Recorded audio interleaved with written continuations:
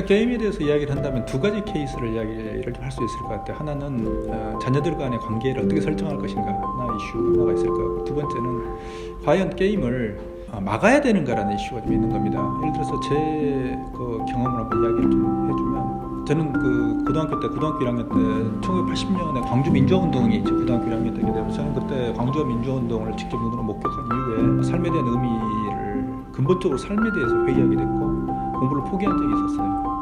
공부를 그 후로 1년 동안 1980년 5월부터 딱 한 1년 정도로 손에서 놔버렸어요. 그런데 다행히 그때 제 이제 이 아버님도 어머님도 부모님은 왜 공부를 안 하냐고 다그치지 않았어요. 공부는 자기가 하는 것이라는 철학을 가지고 계시기 때문에 만약에 그분들이 저에게 개입해 들어왔다면 제 인생은 굉장히 더 달라졌을 거예요. 근데 저는 이제 1년 동안 방황하면서 인간의 삶이 뭐고 인생은 왜 사는 것인가는 가장 철학적인 고민을 했었고, 그 고민하에서 왜 공부를 해야 되는가에 대해서 의미를 정리를 했기 때문에 아무런 고민 없이 저는 입시를 준비할 수 있었고, 게임도 전 마찬가지라고 생각을 해요. 얘가 어떤 하나에 빠질 수 있다는 것은 게임이 아니라 다른 것도 마찬가지인데, 어느 하나에 깊이 빠질 수 있다는 건 집중력이 그만큼 있다는 얘기예요. 게임에서 마지막 스테이지까지 깰 수 있다는 이야기는 그만큼 얘가 거기에 대한 열정과 집착과 집념이 있다는 걸 의미하고, 게임이라는 것들은 단순하게, 모든 게임이 다 그렇습니다만 단순하게 기계적으로 반복적으로 해서 되는 게임들은 그렇게 많지 않습니다. 생각을 해야 되고 전략을 구사해야 되고, 그 다음에 돈을 세이브하는 방법을 생각해야 되고,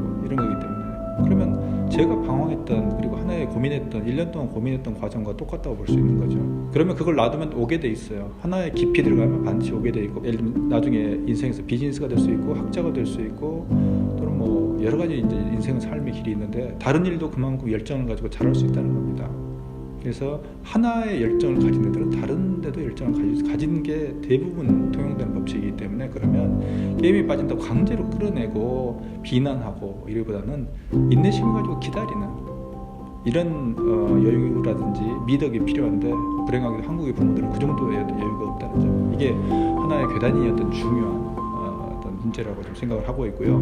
그리고 또 하나 이제 그 게임을 과연 이제 어떻게 지도할 건가, 그 자녀하고 게임을 가지고 어떻게 커뮤니케이션하고, 어떻게 이제 자녀들이 게임에 대해서 어떤 룰을 세팅할 것인가 하는 어떤 이슈가 아마 대한민국의 모든 부모들이 가지고 있는 고민일 겁니다. 게임에 대해서 우호적인 부모도 고민할 거고, 게임에 대해서 적대적인 부모도 대단히 고민하는 이 포인트입니다.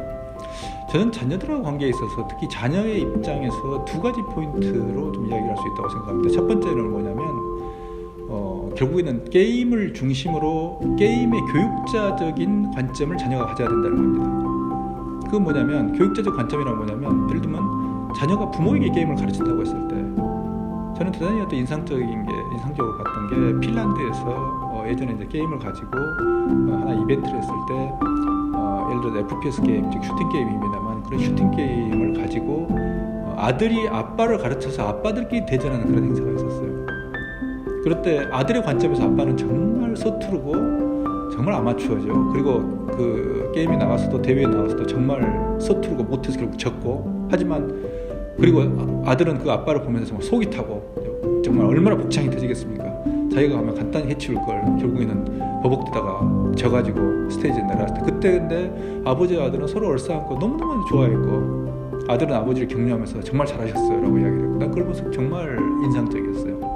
그건 뭐냐면, 게임을 할 때 부모가 애에게, 자신의 자녀에게, 자녀가 선생으로서 게임을 하는, 또는 게임 내의 세계를 설명해 주는 그런 선생으로서의, 플레이어로서 역할을 만약에 요구하고 그걸 요청한다면, 얘들은 기쁘게 아마 그걸 할 겁니다. 예를 들면 엄마나 아빠가 어떤 캐릭터를 어떻게 만드니, 예를 들면 리니지 같은 경우에 들어가서 어떤 캐릭터를 어떻게 만들고 어떻게 플레이하는 게 좋니? 라고 정말 장난이 아니라 진지하게 물었을 때, 왜냐하면 이걸 네가 가장 거기에 대한 전문가이고 잘하기 때문에 엄마 아빠는 거기에 대해서 너에게 배우고자 한다라는 그런 겸허한 자세를 가지고 접근을 했을 때, 과연 자녀가 어떻게 나올까, 이걸 생각해 보면 자녀는 굉장히 이걸 기쁘게 여길 겁니다.